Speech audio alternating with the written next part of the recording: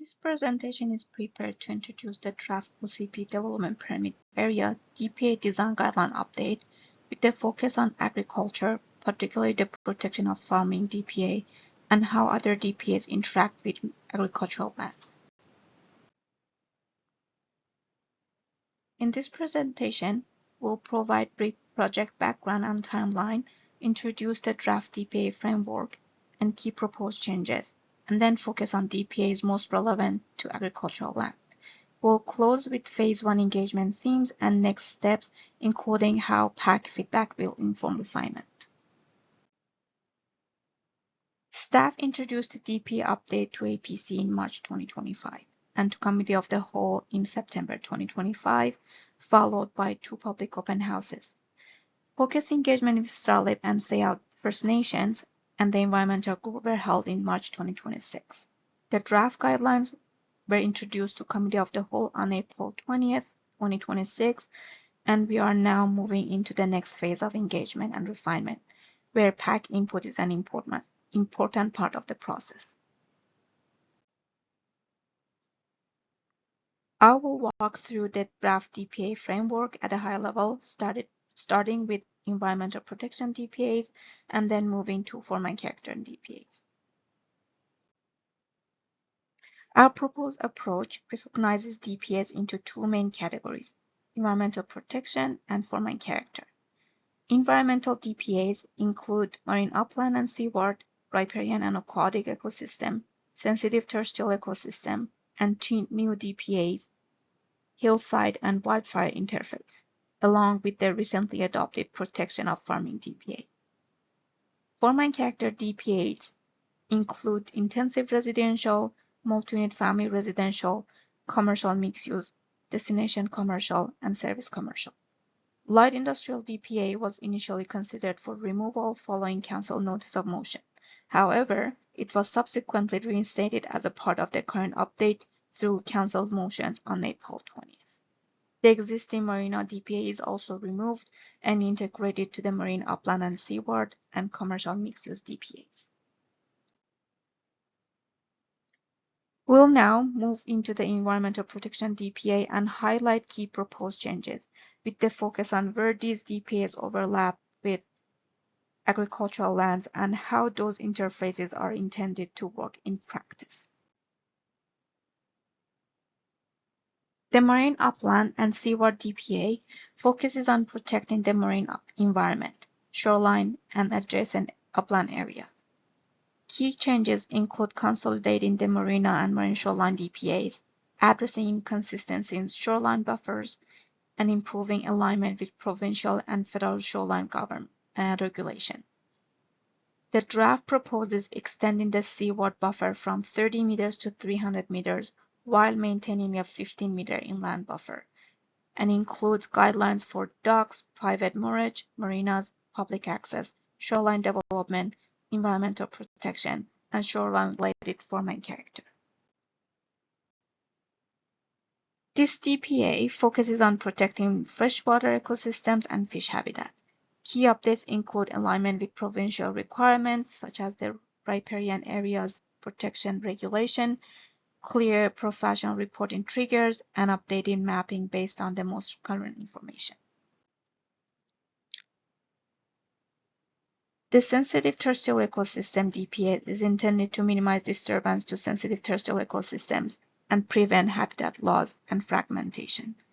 The draft strengthens guideline language and supports more consistent applications. Staff are also exploring potential mapping refinements informed by the natural asset inventory and tree canopy study. From an agricultural perspective, clarity is especially important where sensitive ecosystems exist within the adjacent to farmland, and in distinguishing normal farm practices from non-farm development. The hillside DPA is a newly proposed designation intended to protect people, property, and the natural environment by managing development in hazardous hillside conditions. It introduces qualified geotechnical professional reporting requirement, which can be relevant on rural properties where slopes intersect with farm access, servicing, or residential siting. The Wildfire Interface DPA focusing on reducing wildfire risk to people, property, and forests, while coordinating wildfire mitigation with environmental protection. The draft applies to new development and includes guidance on site planning, building design, landscaping, fire-resistant materials, defensible space zones, and professional assessment. The Protection of Farming DPA was adopted in early 2025 and is carried forward with minor refinement. The intent remains to protect the agricultural land base, retain agriculture as the highest and best use, and support the farm economy. Refinement focusing on mitigating residential impacts over time and aligning with the Agricultural Lands Commission most recent regulation.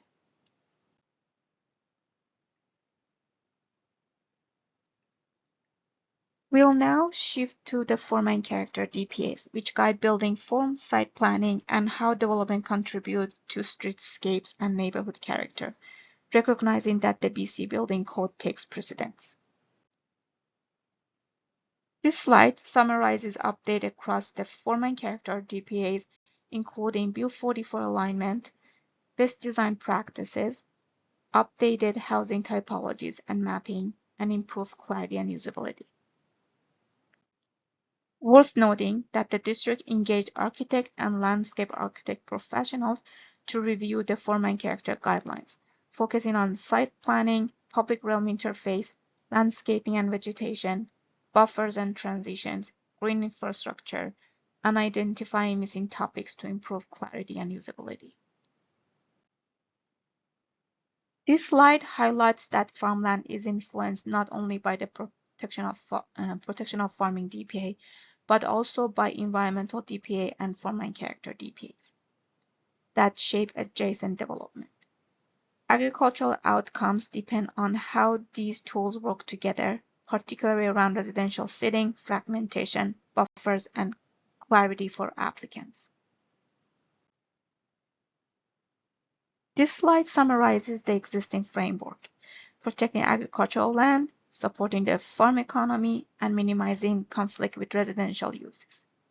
It notes that development permits are required for auxiliary residential dwellings, while farm buildings use are exclusive for farming are exempt. It also highlights the farm residential footprint concept and the role of vegetation buffer in mitigating noise, dust, odor, and runoff.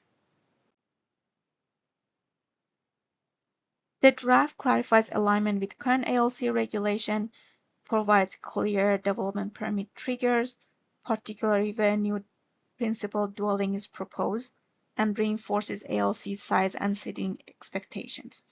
It maintains the 3,000 square meter farm residential footprint and confirms that non-farm uses remain subject to environmental DPAs, while farm building and normal practices remain exempt. Form and character DPAs support agriculture by shaping how adjacent residential and commercial development is designed. The guidelines focus on reducing edge conflicts through site layout, lighting, landscaping, and buffering, and reinforcing rural character through vegetated setbacks, hedgerows, berms, and stormwater management, which will be supporting long-term compatibility between farm and non-farm uses. Phase 1 engagement included public open houses and focus group engagement sessions.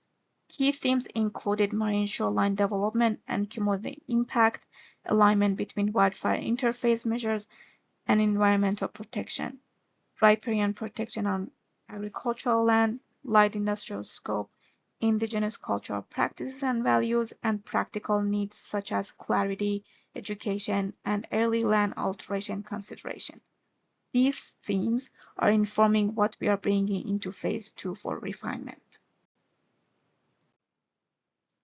Next steps include phase 2 engagement from April to June 2026, including engagement with PAAC, SPAC, and APC, additional focus group engagement in May, public open houses, and an online feedback form through Let's Talk Central Saanich. Following engagement, staff will prepare what we heard report for council, followed by bylaw readings and a public hearing process. PAAC feedback will directly inform refinement. To guide the upcoming meeting discussion, we've included some questions to hear your feedback on whether the draft provides clarity and practical outcome for agriculture. The questions are provided in this slide. With that, the presentation comes to an end. Thanks for your attention.